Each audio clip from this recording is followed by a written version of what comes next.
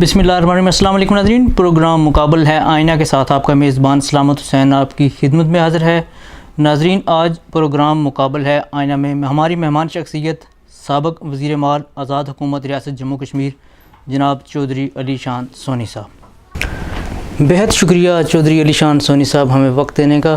اچھا سر، یہ بتائیے کہ آپ نے اپنی سیاسی زندگی کا سفر کب شروع کیا؟ بسم اللہ الرحمن الرحیم۔ ویسے تو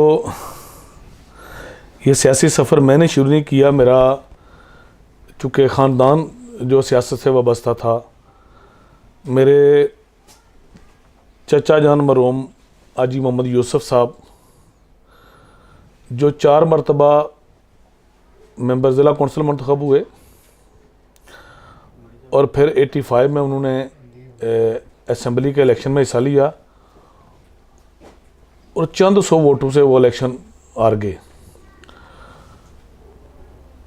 اور پھر میرے والد صاحب مرحوم چودھری رحمت خان صاحب وہ 2 دفعہ چیئرمین یونین کونسل بنے، منتخب ہوئے۔ ان کی وفات کے بعد میں 2 دسمبر 1990 میں چیئرمین یونین کونسل منتخب ہوا، اور پھر 91 کے بلدیاتی انتخابات میں دوبارہ بلا مقابلہ چیئرمین یونین کونسل چوکی منتخب ہوا، اور پھر میرے چچا مرحوم جو تھے جن کی سب سے زیادہ سیاسی محنت تھی، وہ 1994 میں ان کی ڈیتھ ہو گئی، تو وہ پھر ایک خلا جو تھا، وہ سرپرستی جو تھی، اس سے ہم محروم ہوئے۔ لیکن میرے سارے خاندان نے، میرے والد صاحب کی 90 میں ڈیتھ ہو گئی، اور وہ وقت کے ساتھ ساتھ ہم نے کوشش جاری رکھی، اور 91 کے بعد چونکہ بلدیاتی الیکشن نہیں ہو سکے تو پھر 2006 میں نے اسمبلی میں کے الیکشن میں حصہ لیا۔ جو سب اس کی طرف ہم بعد میں جائیں گے۔ جی اچھا، میں جس علی شان سونی کو جانتا ہوں وہ چیئرمین تھے اس وقت۔ جی، وہ گاڑی میں جا رہے ہیں، رستے میں کوئی بزرگ ملتے ہیں، کوئی مائی ملتی ہے، گاڑی روکتے ہیں، چاچا جی، ماما جی، خالہ جی، کیا حال ہے، کیسے ہو، والو خیر ہے، سب ٹھیک ہے۔ اب بھی علی شان کیا ویسے ہی ہیں یا کوئی اکڑ چکڑ آ گئی ہے 3 دفعہ الیکشن ملنے کے بعد، جیتنے کے بعد؟ میں گزارش کرتا ہوں کہ آپ چونکہ میڈیا سے وابستہ ہیں اور آپ کی نظر بھی دور تک کام کرتی ہے اور آپ کی معلومات بھی عام لوگوں سے زیادہ ہوتی ہیں، آزاد کشمیر میں واحد شخص ہوں جو 3 مرتبہ بغیر کسی پارٹی کے آزاد حیثیت سے کامیاب ہوا۔ یہ اللہ تعالیٰ کا فضل و کرم تھا، پھر حلقہ سمنی کے لوگوں کی مہربانی ہے۔ تو میں اپنے منہ سے اگر کہوں گا تو یہ بالکل کسی طرح بھی اچھا نہیں ہوگا، لیکن آپ سروے کر سکتے ہیں اور یہ لوگوں سے پوچھ سکتے ہیں کہ ابھی تک میرے کسی الیکشن میں مجھے کوئی بندہ چھوڑ کے اس وجہ سے نہیں گیا کہ میں وزیر تھا، میرا رویہ ٹھیک نہیں تھا، میری گفتگو ٹھیک نہیں تھی، میرا لہجہ ٹھیک نہیں تھا، میرا ملنے کا انداز ٹھیک نہیں تھا۔ یہ اللہ تعالیٰ کا فضل و کرم ہے، یہ کوئی سیاست کے لیے یہ بناوٹی وہ چیز نہیں تھی ملنا ملانا، یہ ہمارے خون میں ایسی بات شامل ہے کہ لوگوں کو عزت دینا، لوگوں کو ساتھ پیار سے پیش آنا، اور یہ نیچرل تھا اور دائمی تھا، اور اللہ تعالیٰ کا فضل و کرم ہے، وہ چیز آج بھی ہے، آئندہ بھی رہے گی۔ اور میں یہ سمجھتا ہوں، میرا اس بات پہ پختہ ایمان ہے کہ بحیثیت انسان جن چیزوں کی ایک اچھے انسان کے اندر جن خوبیوں کی ضرورت ہوتی ہے، وہ اگر آپ کے اندر اللہ کی ذات دے تو آپ اچھے سیاستدان بھی ہو سکتے ہیں، اچھے جرنلسٹ بھی ہو سکتے ہیں، اچھے کاروباری شخصیت بھی ہو سکتے ہیں، اچھے ڈاکٹر بھی ہو سکتے ہیں، اور وہ اگر وہ خوبیاں جو ایک اچھے انسان کی ریکوائرمنٹ ہے یا اس میں ہونی چاہیے، وہ اگر آپ میں نہیں ہے تو کسی شعبہ حیات زندگی میں بھی آپ کامیاب نہیں ہو سکتے۔ تو اللہ تعالیٰ کا فضل و کرم ہے کہ جب اقتدار ملا، عملی طور پہ میں 10 سال جب وزیر رہا، تو یہ اللہ تعالیٰ کا فضل و کرم ہے کہ میں نے اپنے رویے سے، اپنے ملنے سے، اپنی گفتگو سے، اپنے کام کاج کے طریقے سے اور لوگوں کو عزت دینے کے حوالے سے یہ ثابت کیا ہے کہ ہم نے یہ ثابت کیا ہے کہ وہ رویہ جو جب کچھ نہ تھا میں، وہ میرے اندر اب بھی موجود ہے الحمدللہ۔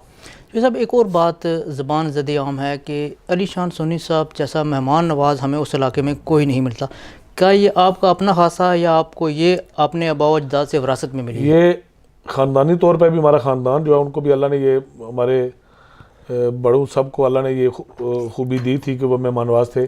बिलखसूस जो मेरे वालिद मोहतरम मरहूम थे वो आला दर्जे के मेहमान नवाज थे। ये इस वजह से नहीं कि मेरे बाप थे, इस वजह से कि लोग भी उनकी उस मेहमान नवाजी की उस वक्त में जो है एतराफ़ करते थे। तो वो सलाहियत अल्लाह ने हमें भी दी है और कोशिश करते हैं कि उनके उस रास्ते पे चलते हुए जो तरीक़ाकार उन्होंने हमें बताया सिखलाया उसको आगे लेके चलें और कोशिश की है। और अगर लोगों को ये बात पसंद आई है या किसी के ज़बान में ये बात है कि मैं मेहमान नवाज हूँ, तो मैं अल्लाह रब्बुल इज़्ज़त से दुआगो हूँ कि अल्लाह ताला अगर कहीं कमी है तो वो खूबी भी हमें मेहमान नवाजी की आता कम अज़ कम हमें दे कि अल्लाह हम उस पर पूरा उतर सकें। जब आपने पहला इलेक्शन कानून साज असम्बली का लड़ा, मैं यहाँ पे था, तो मैंने पूछा कि अली शान साहब पहली दफ़ा मैदान में आ रहे हैं, एक दोस्त को फ़ोन करके, मेरे अजीज़ ही हैं, तो कैसी सूरत हाल है उनकी। उन्होंने कहा कि जी जैसे आप कप्पा गाला क्रॉस करते हैं तो चरिंद परिंद कहते हैं कि अली शान अली शान अली शान। क्या वजह क्या थी इसकी? वो मैं गुजारिश करता हूँ, एक तो ये है कि ये अल्लाह ताला का फजल व करम फर्स्ट ऑफ ऑल, तो दूसरा ये है कि वो मेरे वालिदैन की, मेरे चचा जान की, मेरे वालिद साहब की और मेरे ख़ानदान का जो लोगों के साथ एक तल्लक था, और फिर उनकी डेथ के बाद मैंने भी उस तल्लक को ना सिर्फ बाहर रखा बल्कि मैंने अपना पूरा वक्त लोगों को दिया और लोगों के साथ लिजान में रहा। और मैं सलाम पेश करता हूँ हल्का समानी के लोगों को कि उन्होंने 2006 में भी मुझसे प्यार किया और मेरे इलेक्शन में मुझे कामयाब करवाया और फिर उस प्यार को अभी तक उन्होंने कायम रखा। इसका क्रेडिट मेरे हल्का के लोगों को जाता है और वाकई बड़ी हमदर्दी के साथ, बड़े खलूस के साथ, और एक जज्बा जो होता है वो दीदनी होता है मेरे इलेक्शन में जो लोगों को देखने वाला होता है। तो अल्लाह का एहसान रहा है, अब तक 3 इलेक्शन जो है वो लोगों ने कामयाब करवाया। इलेक्शन लड़ना आज़ाद कश्मीर में और पाकिस्तान में एक बहुत महंगा काम है। बेशक। कितने पैसे आपके खर्च हो जाते हैं इलेक्शन में? देखें जी, इलेक्शन में एक इलेक्शन कमीशन की तरफ से एक जो आदायात होती हैं, एक जो हमें फिगर दिया जाता है कि आप इतने पैसे खर्च कर सकते हैं, तो हमें खुद तो उसके अंदर ही रह के खर्च करना होता है। लेकिन फिर भी मेरे जो दोस्त अहबाब हैं बिलखसूस इंग्लैंड में और फिर पाकिस्तान के अंदर, फिर हल्का के अंदर, वो लोग अपने तौर पे बहुत खर्च करते रहे और मुझे सपोर्ट करते रहे और हमेशा दोस्तों ने मुझे सपोर्ट किया है और अल्लाह का फजल रहा है कि किसी चीज़ की कभी कमी नहीं आई, अल्हम्दुलिल्लाह। अच्छा सर, ये बताइए कि ये जो गुज़श्ता इलेक्शन हुए थे, आप जीत गए थे उसमें जी, मुस्लिम लीग नून को काफ़ी भारी अक्सरियत मिली थी। आपकी नज़र में क्या ये इलेक्शन शफाफ थे, मुनसफाना थे? मेरी नज़र में जो मेरी अपनी सोच है, मैं ये समझता हूँ कि जो पोलिंग वाले दिन जो वोट कास्ट हुए वो 100% ठीक थे और शफाफ इलेक्शन हुआ और आर्मी की ज़ेर निगरानी हुआ और उसमें किसी तरह की भी कोई गुंजाइश नहीं थी कि वहाँ कोई धांधली का उनसर हो के कोई अपनी मर्ज़ी से 1 या 2 वोट जाली डाल सके, ऐसा बिल्कुल नहीं था। तो इलेक्शन तो शफाफ हुआ है। सही। अच्छा सर, ये जो आज़ाद कश्मीर की मौजूदा हुकूमत है, अब तक आप इसकी कारकर्दगी को किस नज़र से देखते हैं? देखें जी, अपने अपने अदवार में हम भी हुकूमतों में रहे, तो जो भी हुकूमत होती है वो अपनी नेकनामी के लिए अपनी कारकर्दगी की बुनियाद पर कोशिश करती है कि लोगों में हमारी राय हमारे हक़ में हो। तो इसी तरह मौजूदा गवर्नमेंट ने भी कोशिश की। तो कुछ चीज़ें जो हैं वो इनको जिस चीज़ का एडवांटेज मिला कि जब पिछली हुकूमतें थी तो उनके पास वसाइल वो नहीं थे जो आज इनके पास हैं। मसलन मियां नवाज शरीफ साहब के दौर में बजट जो है वो तरक्याती बजट जो है वो उसको डबल कर दिया गया। तो यकीनन जब आपके पास 1000 रुपया होगा तो उसमें आ रहा है कि आपने खर्च करना है और घर का सारा इंतज़ाम करना है, और जब आपके पास वही 2000 रुपये होंगे तो यकीनन आपके लिए आसानियाँ होंगी। तो वो आसानियाँ इस गवर्नमेंट के लिए आई। तो मैं ये समझता हूँ कि उसमें आज़ाद कश्मीर में इन्होंने उसको यूटिलाइज़ करके आज़ाद कश्मीर में जो है वो उसका आज़ाद कश्मीर को उसका फ़ायदा हुआ है। और फिर जो एक्ट 74 में 13th अमेंडमेंट जो है, इससे भी जो मालियाती खुद मुख्तारी मिली है, इससे भी 6-7 अरब रुपए जो हैं वो बराह रास्त गवर्नमेंट आज़ाद कश्मीर को मिले। तो मैं ये समझता हूँ कि आज़ाद कश्मीर को इसका फ़ायदा हुआ है और लोगों को फ़ायदा हुआ है और तमीर और तरक्की में एक बड़ा हिस्सा जो है वो शामिल हुआ है। پاکستان پیپلز پارٹی کی آزاد کشمیر میں اتنی بری شکست کی وجہ کیا ہو سکتی ہے آپ کی نظر میں آزاد کشمیر میں؟ دیکھیں جی، آزاد کشمیر میں ایک بار ایسا ہوا ہے کہ جو مسلم کانفرنس کی حکومت تھی میرے خیال میں 2001 سے 2006 تک، جی اور پھر 2006 سے 2011 تک پھر آئی، درمیان میں حکومتیں تبدیل ہوتی رہی لیکن بنیادی طور پر مسلم کانفرنس کو مینڈیٹ ملا. جی تو اوورآل تو آپ نے دیکھا ہے کہ آزاد کشمیر میں ہمیشہ ایسا ہوا ہے کہ ایک جماعت کی گورنمنٹ آتی ہے، 5 سال وہ رہتے ہیں، جب پاکستان میں اس کی حکومت چینج ہو جاتی ہے تو وہ پھر نیکسٹ وہ نہیں آتے. ایسے ہی تو میں یہ سمجھتا ہوں کہ یہ جو حکومت پاکستان میں ہوتی ہے وہ نون لیگ کی ہو، پیپلز پارٹی کی ہو، آنے والا وقت پی ٹی آئی کی ہو، جو بھی گورنمنٹ ہوتی ہے، اور ایک تو 20-25% لوگوں کے جو رائے ہے وہ آٹومیٹکلی اس طرف ہو جاتی ہے جی کہ مرکز میں پی ٹی آئی کی گورنمنٹ ہے، پیپلز پارٹی کی گورنمنٹ ہے، نون لیگ کی گورنمنٹ ہے، تو ہم نے ادھر جانا ہے، ان کی گورنمنٹ بنے گی.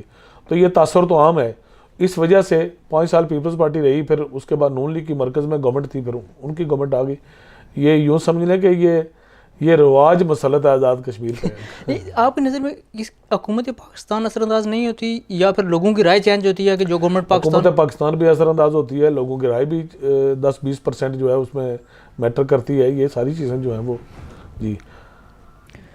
مسلم کانفرنس کا مستقبل آپ آزاد کشمیر میں کیا دیکھتے ہیں؟ جب اللہ تعالیٰ کسی پہ فضل کرتا ہے تو پھر تو اسباب پیدا ہو جاتے ہیں. تو میں یہ سمجھتا ہوں کہ مسلم کانفرنس کے مستقبل کا آنے والے ایک سال تک میں یہ سمجھتا ہوں، اور آزاد کشمیر کا کیا سینیریو ہوگا، پاکستان کا کیا سینیریو ہوگا، موجودہ حالات ہیں جو اسی طرح ہوں گے، اس سے مختلف ہوں گے، اس سے بہتر ہوں گے. تو اس کے بعد میں یہ آپ مجھ سے بے شک انٹرویو کر لیجئے گا، میں 100% آپ کو بتا سکوں گا کہ مسلم کانفرنس کس جگہ کھڑی رہے گی. اب یہ میرے لیے بتانا اس وقت مشکل ہے. ارے سر، آپ ایم ایل اے ہیں، حکومت میں بھی رہے ہیں، اندر کے بندے ہیں. جی. آزاد کشمیر کے سیاستدانوں پر ایک الزام ہے کہ وہ اپنا علاج بیرون ملک زکوٰۃ فنڈ سے کرواتے ہیں. جی. اس میں کتنی صداقت ہے؟ دیکھیں جی، گزارش یہ ہے کہ ایک انٹائٹلمنٹ ہے ممبر اسمبلی کے لیے، منسٹر کے لیے، کہ اس کا علاج جو ہے وہ جو گورنمنٹ کے پاس اضافی پیسہ ہوتا ہے وہ پرائم منسٹر کو یہ اختیار ہوتا ہے کہ کسی اپنے ممبر اسمبلی کے لیے، ویسے انٹائٹلمنٹ بھی ہے، اس کی منظوری چونکہ کابینہ دیتی ہے، تو وہ یہ ممبران اسمبلی کا اور وزراء کا جو ہمارا قانون ہے، جو ہمارا جو مراحت ہے ہماری، ان میں اس کی گنجائش موجود ہے کیونکہ آگے بیرون ملک علاج کروائے یا پاکستان سے بھی بعض کا علاج، جب پاکستان سے آپ علاج کراتے ہیں تو وہ بھی آؤٹ آف آزاد کشمیر ہے. صحیح، بالکل اس پہ بھی خرچ آتا ہے. جی بالکل. تو ایسا ہی ہوتا ہے. تو وہ چونکہ علاج کی اماؤنٹ جو ہے وہ مدات جو ہے وہ زکوٰۃ فنڈ ہی ہے. یہ حقیقت ہے کہ علاج زکوٰۃ فنڈ سے ہوتا ہے. زکوٰۃ فنڈ سے ہوتا ہے چونکہ پورے ملک میں جو اسپتالوں میں پیسہ مہیا کیا ہے وہ زکوٰۃ فنڈ سے کیا جاتا ہے. صحیح. ارے سر، یہ بتائیے کہ یہ جو آزاد کشمیر میں ایک اڈاک سسٹم ہے، یہ کیا ہے؟ اڈاک سسٹم یہ جی کہ بعض اوقات ہوتا ہے کہ مثلا پبلک سروس کمیشن ہے، گریڈ 16-17 کی جو پوسٹیں ہیں ان پہ لوگوں کو مستقل لگانے کے لیے ظاہر ہے پبلک سروس کمیشن کا امتحان ہوتا ہے، پھر اس کے بعد اس کے انٹرویوز ٹیسٹ ہوتا ہے، پھر انٹرویوز ہوتے ہیں تو وہ سامنے فل کی جاتی ہیں. لیکن ہر وقت امتحان چونکہ نہیں ہو رہا ہوتا، اور جو ادارے ہوتے ہیں، کالجز ہوتے ہیں یا ایڈمنسٹریشن کی آسان پوسٹیں ہوتی ہیں، تو ان کا نظام چلانے کے لیے، کام چلانے کے لیے، وقتی طور پہ اس کو رن کرنے کے لیے ایڈاک طور پہ لوگوں کو بھرتی کر لیا جائے. لیکن اب بھی وہ اس ایڈاکزم کا جو ایک طریقہ کار ہے وہ اچھا ہے کہ ایڈاک بھی، اگر ویسے تو یہ اس گورنمنٹ نے ایڈاک تقرریاں نہیں کی آگے، اس سے پہلے ایسا ہوتا رہا، لیکن جب ہوتا رہا اس وقت بھی یہ تھا کہ درخواستیں مانگ لیتے تھے، اور جب درخواستیں آ جاتی تو ان میں سے پہلے مثلا جو اگر 10 پوسٹیں تھیں تو جو اکیڈمک نمبرز جو ہے کیریئر جن کا پہلے 10 نمبر پہ آتا، اگر 10 لوگوں کو کی تقرری مطلوب تھی تو اکیڈمک جو ہسٹری ہے اس میں جو 10 نمبر پہ پہلے آتے تھے تاکہ آئندہ آنے والے پی ایس سی کے یا جونیئر یا سینئر ٹیچر کے لیے جو ٹیسٹ انٹرویو ہوں گے ان میں بھی توقع ہوتی ہے کہ جن کے نمبر آپ بہتر ہیں, جی ڈگریاں بہتر ہیں, ان کے نمبرات بہتر ہیں, وہ آگے جا کے جو ہے وہ امتحان پاس کر سکیں گے. تو اس لحاظ سے ہوتا رہا. لیکن سر یہ ظلم نہیں ہے کہ 10-15 سال وہ عرصہ ملازمت کرتے رہتے ہیں, اس کے بعد وہ مستقل نہیں, اس سے فارغ کر دی جاتی ہے؟ دیکھیں جی, یہ بہت بڑا ظلم ہے کہ جو لوگ ڈاک بھرتی ہوئے آپ کے ان کو دور بھرتی تو گورنمنٹ نے, آپ کے دور میں بھی یہ ہوا؟ جی گورنمنٹ نے کیا نا. جی جی وہ گورنمنٹ کی ذمہ داری ہے. گورنمنٹ میں چاہے میں ہوں یا کسی اور جماعت کی گورنمنٹ ہو, جب گورنمنٹ نے ان کو ڈاک بھرتی کیا تو ٹیسٹ انٹرویو کا انعقاد کرنا بھی حکومت کی ذمہ داری تھی. بالکل ایسے ہی. ٹیچرز نے تو ٹیسٹ انٹرویو از خود نہیں دینا تھا. انٹرویو کا انعقاد بھی حکومت کی ذمہ داری تھی, ان کو مستقل کرنا بھی حکومتی ذمہ داری تھی. اور وہ جو لوگ 13-14 سال ہماری بہنیں اور بھائی جو ہیں وہ رہے, اب جب ان کو نکالا گیا ہے تو ان کی عمریں اس حد تک پہنچ چکی ہیں کہ وہ شادی شدہ ہیں, ان کے بچے ہیں, اور وہ سرکاری ملازمت نہیں کر سکے. ان کے ساتھ ظلم ہوا ہے, ان کو ذبح کیا گیا, معاشی قتل کیا گیا ان کا. اور میں یہ سمجھتا ہوں کہ حکومت کو اس بات کو مد نظر رکھتے ہوئے کہ ان کی آدھی زندگی جو ہے یہ لوگوں کی اور حکومت کی خدمت کرتے ہوئے گزری ہے, تو اب ان کو اسی طرح گھر بھیجنا جو ہے یہ ظلم ہے, بہت بڑی زیادتی. اور یہ ظلم ہوا ہے. بے شک NTS شفاف نظام ہے, اچھا نظام ہے اس میں, اور NTS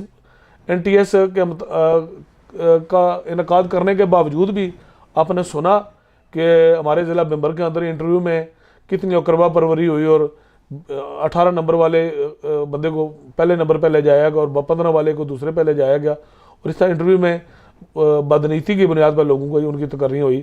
اور پرائم منسٹر صاحب نے اور سیکرٹری صاحب نے وہ انٹرویو جو ہے وہ خواتین کے ممبر کے عثمانی کے منسوخ کیے. لیکن میں یہ سمجھتا ہوں کہ جو 15 سال 10 سال 12 سال لوگ رہے, ان کا یہ معاشی قتل اور ان کے ساتھ یہ ظلم ہے. سر وجہ کیا تھی اور اس کا وقت آپ حکومت میں تھے, آپ کے حلقے کے بے شمار متاثرین ہیں. جی تو اس میں نے آزاد کشمیر میں, چونکہ میں نے سب سے زیادہ اسامیاں میرے حلقہ میں تھیں آئیں, سب سے زیادہ ادارے میں نے کروائے, اور سب سے زیادہ لوگ جو ہیں وہ میرے حلقہ میں متاثر بھی ہوئے اور بھرتی بھی ہوئے. لیکن بھرتی کروانا تو میری ذمہ داری تھی, اس لیے کہ میں ان کا نمائندہ تھا اور لوگوں کو میں نے بھرتی کروایا. لیکن جب ٹیسٹ انٹرویو کی باری آئی تو اس کی مختلف وجوہات تھیں کہ کیا رکاوٹ یہ رہی کہ عدالتوں میں بار سٹے اور کیسز رہے, اور وہ میں آپ کے انٹرویو میں وہ وجہ نہیں بتا سکتا کہ وہ اس سٹے کے پیچھے کون سی شخصیت تھی, کون لوگ تھے جو کورٹ سے. کیا وہ آزاد کشمیر کے ہی تھے؟ آزاد کشمیر سٹے ہوتے رہے, اور سٹے کی نظر جو ہے وہ سارے کے سارے انٹرویو جو ہے وہ ہوتے رہے, جس کی وجہ سے ہم لوگوں کو مستقل نہیں کر سکے. ان لوگوں کے پیچھے, اس کے پیچھے کیا ان کی یہ سوچ, کیا کار فرما تھی؟ وہ میرے سیاسی مخالف لوگ تھے نا, صرف سیاسی مخالفت کی وجہ سے انہوں نے اتنے لوگوں کا جو ہے وہ سیاسی مخالف تھے. اور اس وقت چونکہ جس وقت کی میں بات کر رہا ہوں, اس وقت وہ اس حد تک بااثر تھے کہ عدالتیں ان کی بات سنتی تھیں, جس وجہ سے سٹے ہوتے رہے اور لمبی تاریخیں لے کے اس وقت کو آگے کیا گیا. سب حلقہ کے سب لوگوں کو اس بات کا پتہ ہے. ٹھیک ہے. اچھا یہ بتائیے کہ آپ ممبر قانون ساز اسمبلی ہیں, ایک ممبر قانون ساز اسمبلی کا کام کیا ہوتا ہے؟ اصولاً تو جو آپ نے نام لیا ممبر قانون ساز اسمبلی, اصولاً تو یہی ہوتا ہے کہ وہ ہم اپنی ریاست کے لیے قانون سازی کریں, جو ہم کرتے ہیں, چاہیے جو ہم کرتے ہیں, اور اس قانون جو قانون سازی ہے وہ کریں, نئے قانون بنائیں. وقت اور حالات کے تقاضوں کے مطابق قانون کی ضرورت ہوتی ہے کہ اس میں تبدیلی کی, اس میں کمی بیشی کی, تو وہ کریں. تو وہ اسمبلی کا جو فورم ہوتا ہے اس پہ کیے جاتے ہیں. بالکل صحیح. اچھا سر یہ بتائیے کہ ہمارے ہاں ایک روایت ہے کہ ایک چپراسی کو اگر بھرتی کرانا ہے اس کے لیے بھی مجھے کسی وزیر کی, کسی مشیر کی یا MLA کی سفارش کروانی پڑتی ہے. کیا یہ ٹھیک ہے؟ نہیں, بری بات ہے, نہیں ٹھیک. اس کے لیے بھی اصولاً تو میں بہت چھوٹی پوسٹ ہے, لیکن پھر بھی اس کا ایک دیکھیں نا, اب قانون میں اس کا ایک طریقہ کار ہے کہ اس کے لیے آپ درخواستیں, وہ متعلقہ اتھارٹی جو ہے, صدر معلم جو ہے وہ درخواستیں لے گا, درخواست یا اس محکمے کا کوئی سربراہ جو اپوائنٹنگ اتھارٹی ہے وہ اخبار میں اشتہار آئے گا, اس کے بعد اس کی درخواستیں آئیں گی, درخواستوں میں جو اہل شخص ہے وہی بھرتی ہوگا. لیکن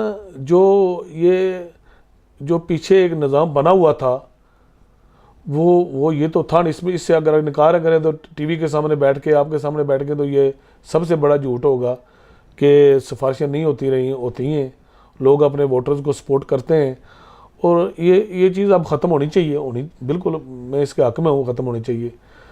لیکن اللہ کرے کہ جب یہ ختم ہوگی تو پھر ملک بھی شاید پتہ نہیں کہاں بہتری کی طرف جائے گا، کتنا اوپر جائے گا، لیکن ابھی اس کو ختم کرنے میں ٹائم لگے گا. اچھا سر، ایسے ہی ہوا ہے کبھی کہ آپ کا کوئی شدید مخالف ہو سیاسی اور اس کو آپ نے بھرتی کروا دیا ہو، کوئی جاب دلوا دی ہو؟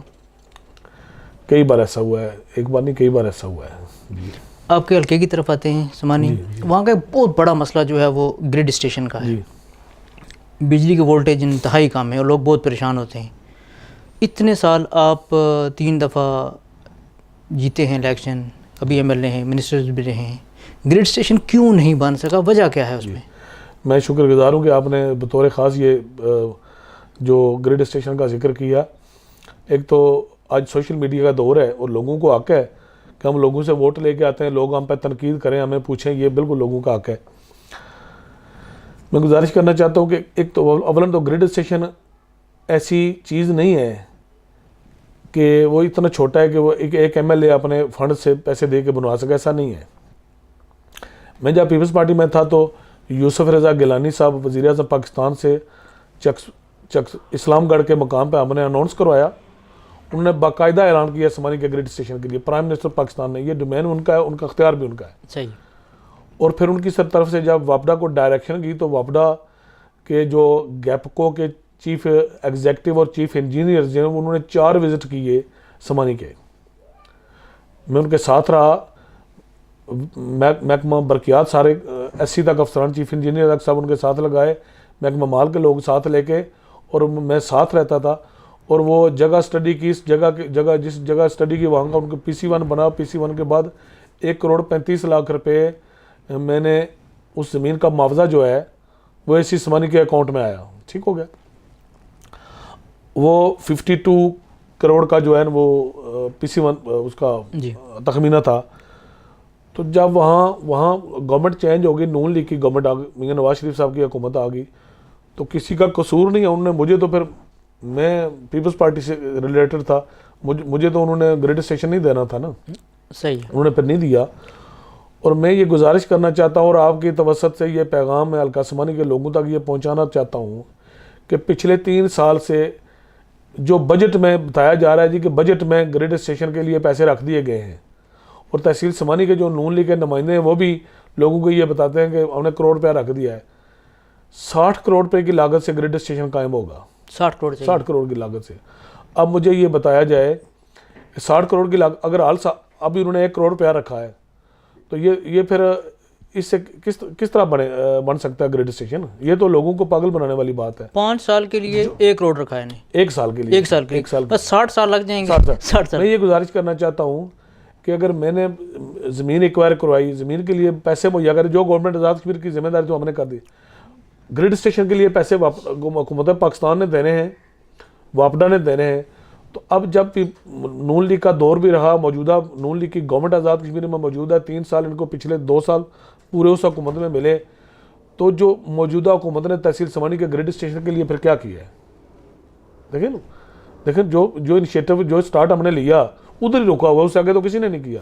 تو میں حلقہ کے سمانی کے لوگوں کو آپ کے توسط سے یہ بتانا چاہتا ہوں کہ جتنا کام میں نے کیا، جتنا میں بتا رہا ہوں، اتنا تو موجود ہے گراؤنڈ پہ. آپ دیکھ سکتے ہیں، وہ فائل ورک دیکھ سکتے ہیں، وہ PC1 دیکھ سکتے ہیں، وہ پرائم منسٹر پاکستان کا جو ڈائریکٹو ہے وہ دیکھ سکتے ہیں، 1,35,00,000 روپے جو ہم نے دلوائے وہ دیکھ سکتے ہیں. لیکن اس سے آگے کیا ہوا؟ نمبر 1. نمبر 2، اس وقت سار کے مقام پہ ایک گریڈ اسٹیشن جو ہے وہ پرائم منسٹر چودھری عبد المجید صاحب نے اپنے حلقہ کے لیے وہاں منظور کروایا، شروع کرایا، اپنے کوشش کی، پرائم منسٹر تھے. وہاں سے بھی جو 2 ایکسپریس لائنیں ہیں وہ تحصیل سمانی کے لیے ہم نے اس میں ایڈ کروائی. صحیح ہے. جس پہ اب کام ہو رہا ہے، اس کا کریڈٹ موجودہ گورنمنٹ لے رہی ہے، وہ ہم نے منظور کرایا، اس پہ اب کام ہو رہا ہے. لیکن منظوری اس وقت کی موجود ہے، ڈیزائننگ موجود ہے، پیسہ موجود تھا. نمبر 1. اور نمبر 2 یہ ہے کہ اب گریڈ اسٹیشن کے لیے عملی طور پہ حکومت آزاد کشمیر وہ اپنا سے پیسے لے کے اس کا آغاز کروائے, اس کو شروع کرائے, تو ان کو یہ کریڈٹ جائے گا. میں خود شکریہ ادا کروں گا انہوں نے کیا, اور یہ شدید ضرورت ہے تحصیل سمانی کے لوگوں کی کہ گرڈ اسٹیشن ہو چونکہ وولٹیج کی کمی ہے وہ پوری نہیں ہو سکی. تو میں جو ہمارے دوست احباب بھائی فیس بک پہ 100% تنقید مجھ پہ, میں لوگوں کا نمائندہ ہوں, میں تنقید فیس کرنے کے لیے تیار ہوں, لیکن جو موجودہ گورنمنٹ ہے آزاد کشمیر میں ان کو بھی تو پوچھنا انہوں نے کیا کیا ہے, ان کے نمائندوں کو پوچھنا انہوں نے کیا کیا ہے. ایسا ہی ہے جی. اور سر آپ کا حلقہ آزاد کشمیر کے ان چند حلقوں میں شمار ہوتا ہے اس کا جو لائن آف کنٹرول پہ واقع ہیں جی. اور شدید متاثر ہوتے ہیں انڈین گولہ باری سے. آزاد کشمیر حکومت نے 13 حلقوں کے لیے تقریباً 13 کروڑ روپے جو ہے وہ مختص کیا ان لوگوں کے جو متاثرین ہیں. آپ کیا سمجھتے ہیں کہ کیا یہ رقم کافی ہے, اور آپ کے حلقے میں آج تک لوگوں کو معاوضہ جو ہے وہ کیوں نہیں مل سکا, اس میں تاخیر کیوں ہوتی ہے؟ میں یہ گزارش کرنا چاہوں گا کہ ایک وقت تھا پاکستان میں مشرف دور تھا, تو اس وقت جو ہے وہ 13 انتخابی حلقہ جات کے لیے 11 بلین 12 بلین کا جو ہے وہ ایک LOC پیکج تھا. ایسے ہی ممبران اسمبلی سے اس کی اسکیمیں مانگی گئیں, ہم نے لوگوں سے پوچھ کے رابطہ کر کے جو لوگوں کی مشکلات ہیں, اولاً تو یہ ہے کہ جو LOC پہ رہنے والے لوگ ہیں انہوں نے کوئی اپنی جائیداد زمین کے لیے انڈیا کے ساتھ ان کا کوئی جھگڑا نہیں تھا, نہیں ہے. انہوں نے قومی کاز کے لیے قربانیاں دی ہیں, اپنے جان مال اور بچوں کی تعلیم کی قربانیاں دی ہیں قومی کاز کے لیے, اور وہ مسلح افواج پاکستان کے ساتھ بلا تنخواہ سپاہی کا کردار ادا کرتے رہے اور جانوں کا نذرانہ پیش کرتے رہے. بچوں کی تعلیم جو ہے وہ اس کو عمریں ان کی ضائع کر دی, بغیر تعلیم کے رہ گئی. بالکل. تو میں یہ سمجھتا ہوں کہ گورنمنٹ آف پاکستان کو, میں تقاریر میں بھی کہتا رہا اور آپ کے پروگرام کے توسط سے یہ کہنا چاہتا ہوں اور ہمیشہ کہتا رہا کہ وہ علاقے جو ہیں وہ تعلیم میں بھی بچے پیچھے رہ گئے, وہ صحت میں بھی پیچھے رہ گئے, ان کی کاروبار میں بھی پیچھے رہ گئے, لیکن جو بنیادی ضروریات ہیں سڑکیں, پانی, سکول, بجلی, یہ جو بنیادی سہولیات ہیں اس میں تو گورنمنٹ اپنا کردار ادا کرے اور ان کو باقی علاقوں کے برابر لایا جا سکے. اس لیے کہ جہاں جو علاقے براہ راست انڈین فائرنگ سے متاثرہ تھے وہاں کوئی ترقیاتی کام نہیں ہو سکے. تو میں یہ سمجھتا ہوں, میں یہ کہتا رہا اور آج بھی میں یہ کہہ رہا ہوں, اب چونکہ گورنمنٹ پاکستان جو ہے وہ 3 بلین روپے 3 ارب روپے ان 13 حلقہ جات کے لیے دے رہے ہیں, جو میں شکر گزار ہوں گورنمنٹ آف پاکستان کا اور گورنمنٹ آف آزاد کشمیر کے اس انیشیٹو کا. لیکن یہ انیشیٹو چونکہ کافی عرصہ پہلے سے لیا گیا تھا, لیکن میں یہ سمجھتا ہوں کہ یہ پیسے ناکافی ہیں, بہت کم ہیں ان لوگوں کے ان دکھوں کا مداوع کرنے کے لیے اور ان کو بنیادی سہولیات دے کر ان ترقی یافتہ علاقوں کے برابر لانے کے لیے یہ بہت ناکافی پیسے ہیں. تو میں یہ سمجھتا ہوں اس میں اضافہ ہونا چاہیے. سر آپ کے حلقے میں فائرنگ ہوتی ہے انڈین آرمی کی طرف سے, شدید لوگ زخمی ہوتے ہیں, شہید ہو جاتے ہیں, کتنی ایمبولینس ہیں آپ کے حلقے میں؟ جی میں ویسے تو سرکاری جو گزشتہ کل رات ہے, جی کل بھی وہ گولہ باری ہوئی ہے اور 5 بندے میرے وہ شیخ طارق صاحب ہیں ان کے عزیز جو ہیں وہ بھائی اور بیٹے جو ہیں وہ زخمی ہوئے ہیں جابا میں.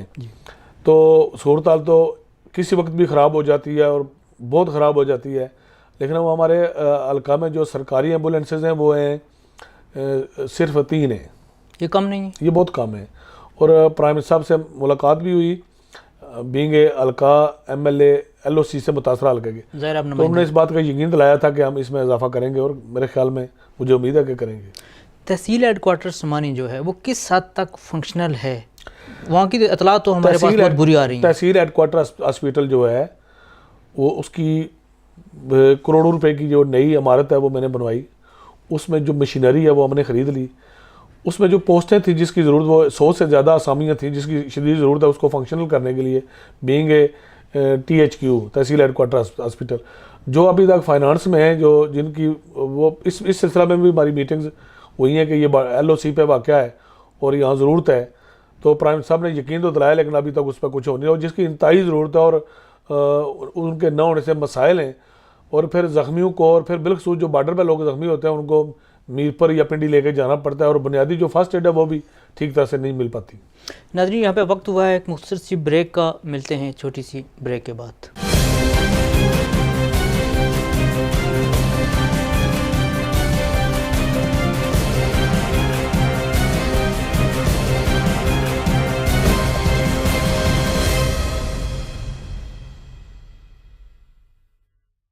Welcome back. مختصر سی بریک کے بعد ہم دوبارہ حاضر ہیں اور آج ہمارے مہمان جناب چودھری علی شان سونی، سابق وزیر مال، آزاد حکومت ریاست جموں کشمیر۔ علی شان سونی صاحب، آپ کا حلقہ جنگلات پر مشتمل ہے اور بہت ہی خوبصورت سرسبز قسم کے جنگلات ہیں، لیکن ہماری بدقسمتی یہ ہے کہ ہر دفعہ اس جنگل میں آگ لگتی ہے، بے شمار پودا جات، چرند پرند جل کے خاکستر ہو جاتے ہیں۔ کیوں اس پہ کنٹرول کیوں نہیں پایا جا سکا؟ وجہ کیا ہے؟ اور ایک یہ تاثر بھی پایا جاتا ہے کہ اس میں محکمہ جنگلات کے کچھ لوگ ملوث ہوتے ہیں جو جنگل کو بیچتے ہیں، درختوں کو، اور بعد میں ان کے نشانات مٹانے کے لیے اس جنگل کو آگ لگائی۔ کتنی حقیقت ہے؟ آپ تو مقامی ہیں وہاں کے۔ بالکل، ایک تو یہ ہے کہ میرا حلقہ جنگلات پر مشتمل ہے، دوسرا یہ ہے کہ میں خود جہاں رہتا ہوں ارد گرد جنگل ہے، تو ہماری پیدائش وہاں ہوئی، تو ہماری پرورش وہاں ہوئی، تو اس سے واقف ہے۔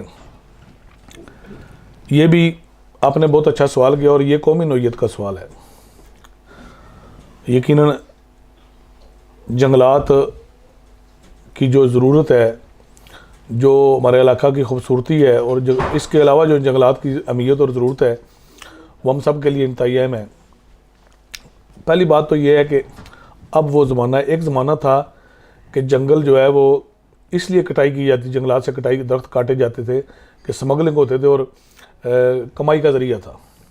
آج ایسا نہیں ہے، میں اپنے علاقہ کی بات کر رہا ہوں، آج ایسا نہیں ہے۔ آج جناب والا یہ ہے کہ اب آپ دیکھیں کہ آبادی کس قدر بڑھ رہی ہے،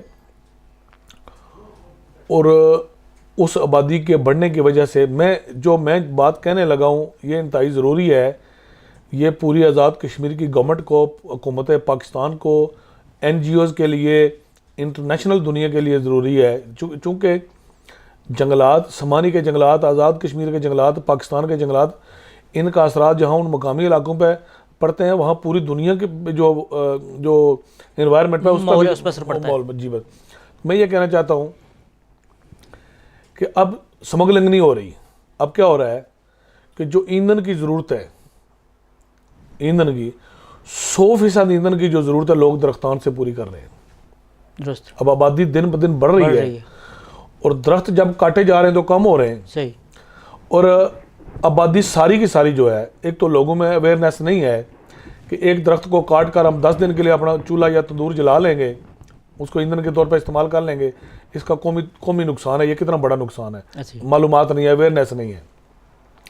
اس کے لیے سب سے پہلی بات تو یہ ہے کہ دیہاتوں کے اندر جو جنگلات سے ملکہ آبادیاں ہیں، ان دیہاتوں کے اندر کمیٹیاں بنائی جائیں، پڑھے لکھے لوگ درختوں کی افادیت اور ان کے نہ ہونے کے نقصانات جو ہیں وہ لوگوں تک پہنچائیں اور ان کو بریف کریں اور ان کو بتائیں۔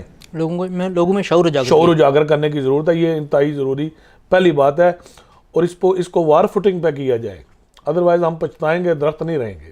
ایسے ہی وار فوٹنگ پہ کیا جائے، وہ کمیٹیاں جا کے لوگوں میں شعور بیدار کریں کہ درختوں کے فائدہ کیا ہے، ان کی افادیت کیا ہے، اور ان کے کاٹنے کے نقصانات کیا ہیں، نمبر 1۔ نمبر 2 کہ گورنمنٹ چاہے بیرونی ممالک سے، بڑے ممالک سے پیسے لے، اپنے خزانے سے دے، آزاد گورنمنٹ دے، پاکستان گورنمنٹ ان کو سپورٹ کرے، لیکن یہ انتہائی ضروری ہے، سب سے پہلے یہ کرنا ہوگا کہ جنگلات کو بچانے کے لیے سب سے پہلے یہ کرنا ہوگا کہ لوگوں کو ایندھن کی متبادل جو سہولیات ہیں وہ دینا ہوگی۔ وہ کیا ہو سکتی ہے؟ اس میں ایل پی جی ہے تو اس پہ سبسڈی دی جائے، اور اس قدر سبسڈی دی جائے کہ لوگوں کو یہ محسوس ہو کہ گیس اتنی سستی ہے کہ اگر ہم ایک ٹرالی لے جا کر جنگل کا نقصان کر کے گھر لے جائیں گے تو یہ جو گیس ہے، یہ جو گیس سلنڈر ہے، یہ اتنا سستا ہے کہ یہ زیادہ ٹائم اتنے پیسوں میں یا اتنے خرچے میں ہماری جو ضرورت پوری کر سکتا ہے، تو اس وقت لوگ گیس کی طرف جائیں گے۔ اب پیسے اور وسائل ہونے کے باوجود لوگ درختان کو کاٹنا اس لیے آسان سمجھتے ہیں، کوئی قانونی کارروائی نہیں ہو رہی، اور قانون سازی اس پہ ہے کہ اگر درخت سبز کاٹا جائے اس پہ پابندی ہے، لیکن محکمے کی اور لوگوں کی باہمی ملی بھگت سے ہم چونکہ عوامی نمائندے ہیں، اگر میں انٹرویو میں یہ بات کہوں گا، یہ کسی طرح بھی میرے حق میں نہیں ہے، لیکن محکمہ بھی مجبور ہے، لوگ بھی مجبور ہیں۔ اب لوگوں کو جس وقت تک ایندھن کی متبادل کہ ایندھن کے ذرائع اور سہولیات نہیں دی جائیں گی، گورنمنٹ نہیں دے گی، یہ جنگل نہیں بچ سکتے، کسی صورت نہیں بچ سکتے. اور ایک وقت آئے گا کہ ہم ان کالے پہاڑوں پہ بغیر درختوں کے بیٹھے ہوں گے. پھر تو سانس لینا بھی مشکل ہو جائے گا. اور خاص کر کے جس علاقے میں آپ رہتے ہیں وہ بہت مشکل ہے، بہت مشکل ایسا ہی ہے. جی بہت. ارے سر، بمبر تا سمانی جو سڑک بنی اس کو تقریباً 13 سال لگ گئے. کتنا ٹائم کیوں لگ گیا؟ وجہ کیا تھی؟ کس کی نااہلی ہے جی؟ ایک تو یہ ہے کہ آپ کے علم میں ہونا چاہیے کہ بمبر سے سمانی تک جو سڑک ہے وہ میں نے منظور کروائی، اور جب 2011 کے الیکشن میں ہم گئے تو اس درمیان ٹینڈرنگ پروسیس ہوا، تو ایک ٹھیکیدار جو پاکستان سے تھا، آزاد کشمیر کا مقامی نہیں تھا، وہ اپنا کام ادھورا چھوڑ کے بھاگ گیا. وہ محکمے کی نالائکی اور نااہلی کی وجہ سے بھاگ گیا. اور پھر وقت گزرنے کے ساتھ ساتھ چونکہ اس پروجیکٹ میں، اس منصوبے میں پیسے ختم ہو گئے، اور اس لیے ریویژن میں جا کے دوبارہ وہ اسکیم ریوائز ہوئی ہے، اور ریوائز ہونے کے بعد دوبارہ جو ہے اس کا کام اسی ٹینڈر کی بنیاد پہ ہوا ہے. لیکن ریوائز ٹینڈر دوبارہ ہوا ہے لیکن اسی منظوری کی بنیاد پہ جو پہلے تھی، اس کے ریٹ ریوائز ہوئے، تو اس میں 9 کروڑ روپے اضافی دیے گئے، تو وہ اب جو ہے سڑک اس وجہ سے لیٹ مکمل ہوئی. یہ جنڈالہ پیر گلی روڈ بڑی خستحالی کا شکار ہے، یہ تو بہت بڑا مسئلہ ہے، یہ تو لاوارث ہے. میں نے اس کے بعد میں نے پچھلے پیپلز پارٹی کے دور میں سمانی سے جنڈالہ تک جو ہے وہ روڈ مکمل کروائی، آپ کو پتہ ہے، منظوری بھی کروائی. پھر موجودہ پرائم منسٹر صاحب نے اس کا افتتاح بھی کیا. لیکن میں یہ سمجھتا ہوں کہ موجودہ گورنمنٹ کو 3 سالوں میں وہ جنڈالہ سے پیر گلی تک روڈ اس کو کنٹینیو رکھنا چاہیے تھا. اے ڈی پی کے جو میجر روڈز کے ADP کے فنڈز جو ہیں وہ سمانی میں ملنے چاہیے تھے، پیر گلی والی روڈ بننی چاہیے تھی. مجھے اس بات پہ افسوس ہے کہ جو حکومتی نمائندے ہیں، وہ جو حکومت سے حصہ ملتا ہے وہ اس کو لینے کے لیے، کھانے کے لیے تو جپٹتے ہیں اور ایک دوسرے کا دست و گریبان ہوتے ہیں. لیکن انہوں نے ایک دن بھی گورنمنٹ کے پاس یا پرائم منسٹر کے پاس جا کے پیر گلی والی روڈ کی بات نہیں کی. وہ مخصوص علاقے کی بات کرتے ہیں، صرف بنڈالہ کی بات کرتے ہیں، اپنے گھروں کی بات کرتے ہیں، اپنے رشتہ داروں کی بات کرتے ہیں. پیر گلی والی روڈ کی کسی نے بات نہیں کی. آپ کیا کر رہے ہیں اس کے لیے؟ میں نے پرائم صاحب سے گزارش کی، اور میں یہ سمجھتا ہوں کہ اس دفعہ وہ ضرور، مجھے امید ہے کہ اس دفعہ گورنمنٹ اس کو ضرور اس کا PC1 مرتب کروا کے اس کو اس کا ٹینڈرنگ پروسیس کرے گی. اور اگر اس سال گورنمنٹ نے اس سڑک پہ کام شروع نہ کروایا یا سڑک نہ بنی، تو میں آپ کے پروگرام کی وساطت سے یہ کہنا چاہتا ہوں کہ تحصیل سمانی کے جو میرے ساتھ چلنے والے لوگ ہیں، ان سب لوگوں کو لے کے ہمیں ضلع بند کرنا پڑا، ہمیں تحصیل سمانی کی تمام روڈز پہ ہڑتالیں کر کے، احتجاج کر کے اس بات کو منوانا پڑا. تو ہم اپنا احتجاج جاری رکھیں گے اس وقت تک کہ جس وقت تک حکومت اس کا ٹینڈرنگ پروسیس نہیں کرواتی، اس پہ کام مکمل نہیں کرواتی. اگر باقی لوگ، میں چونکہ لوگوں کا نمائندہ ہوں، میں گو کے اپوزیشن میں ہوں، لیکن میں اپنے پوری ذمہ داری پوری کروں گا. ذرا اپنا حق تو آپ کو لینا چاہیے. میں نے پوری کی، جنڈالہ تک سڑک میں نے تعمیر کروائی ہے، اور اب جو رہتی تھی ان 3 سالوں میں ان کو کرنی چاہیے تھی، نہیں کی، تو ہم انشاءاللہ اپنا فرض پورا کریں گے. اچھا سر، یہ بتائیے کہ آپ نے اپنے دور حکومت میں ریکارڈ ساز تعلیمی ادارے اپ گریڈ کروائے، لیکن ان میں ابھی تک سٹاف نہیں میسر اور ان کی عمارتیں بھی نہیں بن سکیں. میں کیا سمجھتے ہیں کہ صرف اپ گریڈ کروانا ہی آپ کی ذمہ داری تھی، یا ان کی عمارتیں اور سٹاف بھی مہیا کرنا؟ میں یہ گزارش کرتا ہوں کہ اس بات سے آپ کو بھی اتفاق کرنا ہوگا، اور جو ہمارا پروگرام سنیں گے ان کو بھی اتفاق کرنا پڑے گا کہ آزاد کشمیر گورنمنٹ مالی لحاظ سے کوئی برطانیہ یا یورپ کے کسی ملک کے برابر نہیں ہے. محدود وسائل تھے. اب دیکھیں، جب آزاد کشمیر کی تاریخ میں سب سے زیادہ جو سکول اور کالجز اپ گریڈ ہوئے وہ تحصیل سمانی میں وہ میں نے کروائے. بالکل، یہ اللہ کا فضل و کرم تھا، میں نے کروائے، اور وہاں لوگوں کو روزگار ملا. اس پہ بھی خرچ ہوا، اس پہ بھی خرچ ہوا. وہاں جو اساتذہ آئے، ادارے اپ گریڈ ہوئے، اس پہ کروڑوں روپے خرچ ہو رہے ہیں، ماہانہ خرچ ہو رہے ہیں. جی بالکل. اور ہم نے عمارتیں بھی کافی اداروں کی بنوائی. اب ایسا ممکن نہیں ہے. تحصیل سمانی میں باقی علاقوں کو، اگر باقی حلقہ جات کو اگر دیکھیں گے تو سب سے زیادہ عمارتیں آپ کو بنی ہوئی نظر آئیں گی. ماسوائے جو زلزلہ زد والے متاثرہ علاقے، ان سے علاوہ وہاں چونکہ انٹرنیشنل فنڈنگ آئی، بالکل اس کے علاوہ اگر دیکھیں گے تو میرے حلقہ میں سب سے زیادہ سکولوں کی اور کالجوں کی عمارتیں جو ہیں بنی ہوئی نظر آئیں گی. میں دکھا سکتا ہوں، گن کے بتا سکتا ہوں، نام لے کے بتا سکتا ہوں. لیکن ایسا ممکن نہیں ہے. ایک سال کا پورا بجٹ بھی دیا جائے تو تحصیل سمانی کی ساری عمارتیں بیک وقت جو ہے پرائمری اور مڈل اور ہائی مکمل نہیں ہو سکتی. اس کا ایک تسلسل ایک طریقہ کار ہے 6 8 5 12 اس طرح ہر سال اس کے ٹینڈرنگ ہو رہے ہیں اور ہر سال وہ اپنی اپنی باری سے جو ہم ریکمینڈ کرتے ہیں وہ بن رہی ہیں. ایک ایم ایل اے کی تنخواہ کتنی ہوتی ہے؟ دیکھیں جی مجھے جو اب تنخواہ مل رہی ہے پہلے کم ہوتی تھی, جو اب تنخواہ مل رہی ہے وہ 1,80,000 ہے. یہ تو اتنا تو 2 دن کا آپ کا خرچہ ہے, آپ گزارا کیسے کرتے ہیں؟ اب دیکھیں جی اگر ہم اتنی تنخواہیں اپنی رکھیں گے یا رکھنے کے لیے قانون سازی کریں گے کہ ہماری تنخواہیں جو ہیں وہ 20 لاکھ پر منتھ ہوں, تو میں یہ سمجھتا ہوں پھر لوگ گریبان پکڑتے پھریں گے, تو اٹ مینس کہ خزانہ تو پھر ہمارے لیے ہی ہوا نا. ایسا نہیں ہے, یہ ایک باقی تنخواہوں سے تو اب نظام نہیں چل سکتا نا.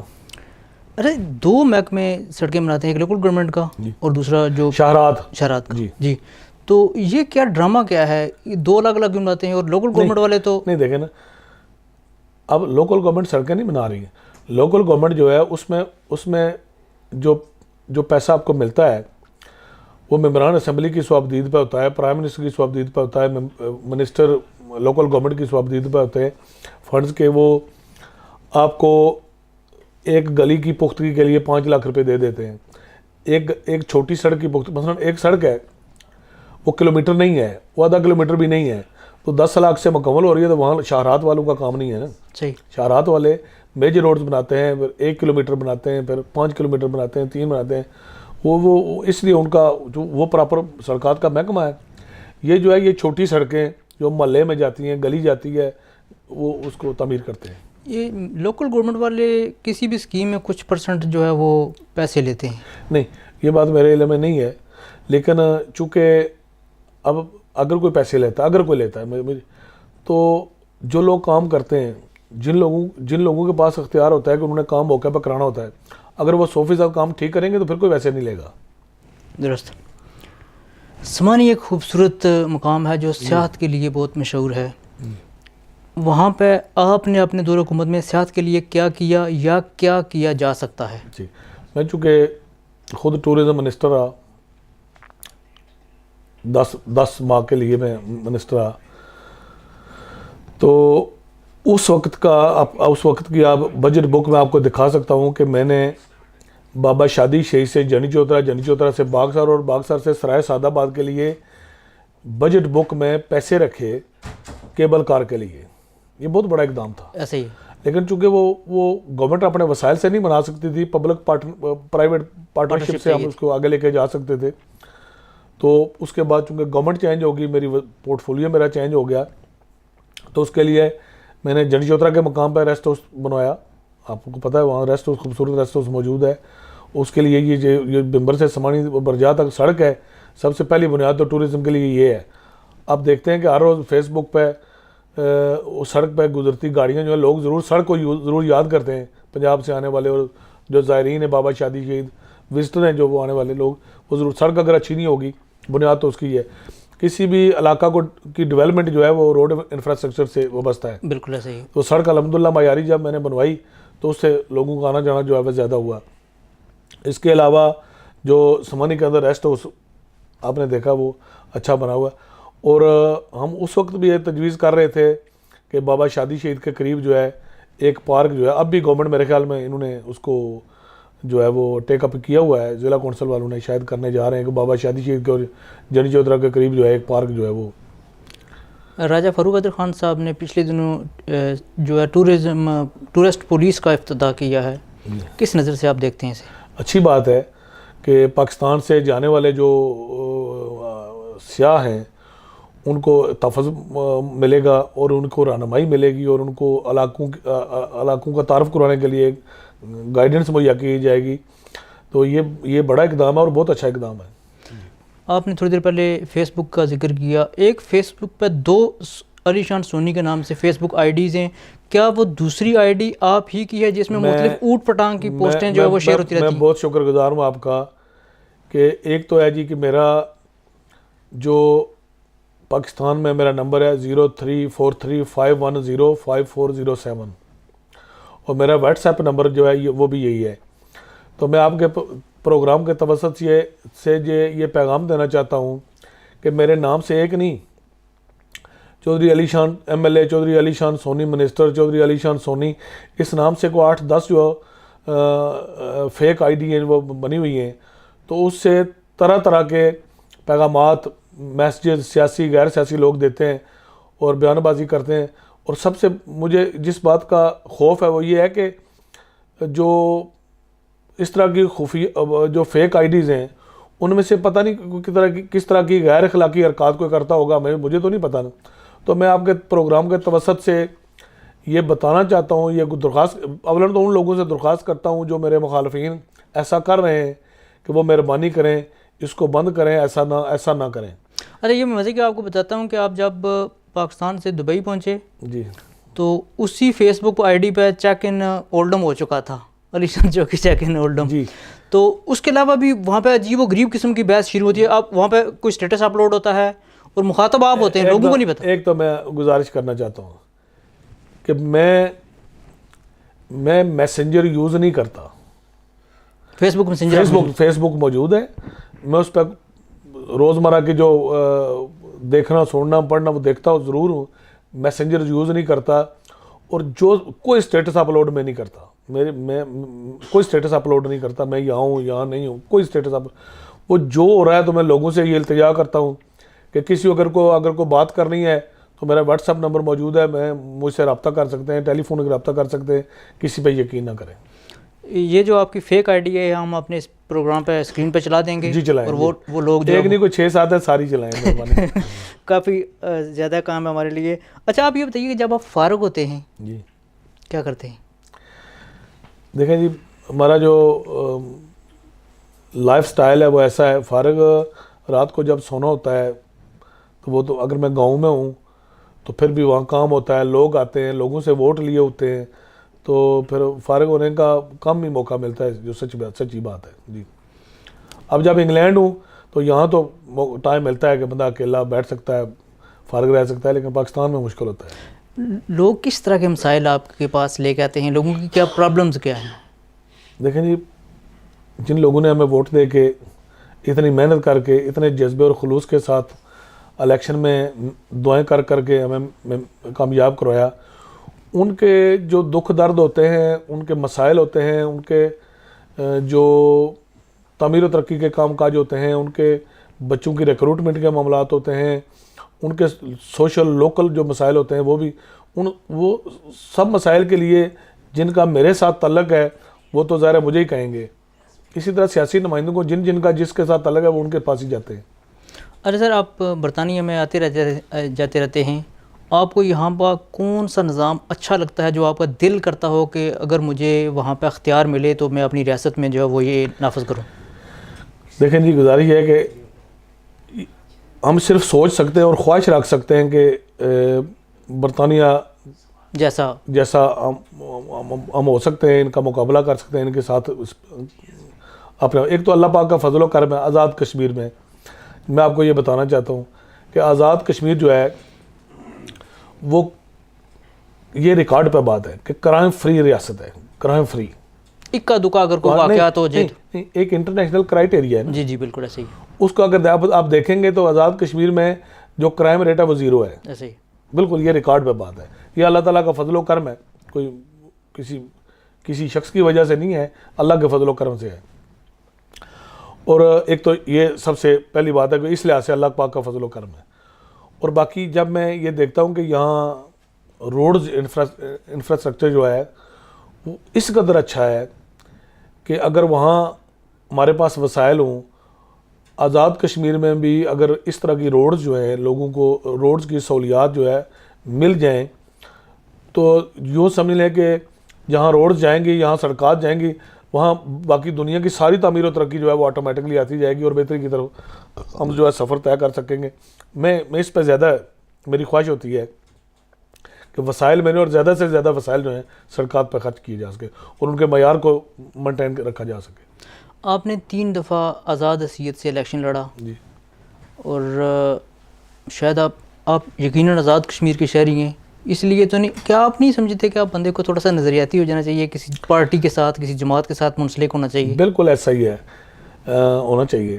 لیکن جو اس سے پچھلا میرے 3 الیکشن تھے, 2006 میں تو میں ظاہر آزاد حیثیت سے الیکشن میں نے حصہ لیا, اور جب 2011 اور 2016 کا جو ٹائم آیا تو وہ الیکشن کے قریب جا کے میں نے فیصلہ کرنے کی کوشش کی. اس وقت ماحول شاید ایسا نہیں تھا کہ میں کسی پارٹی کو جوائن کر سکوں, یہ وجہ تھی. ادروائز ایسا نہیں ہے, میں بھی چاہتا ہوں کہ میں کسی پارٹی میں ہوں, نظریاتی سیاست کروں, پارٹی کی سیاست کروں, اور پھر پارٹی بھی مجھے سپورٹ کرے. ظاہر ہے پارٹی کی سپورٹ یقیناً اکیلا بندہ جو ہے اکیلا ہوتا ہے.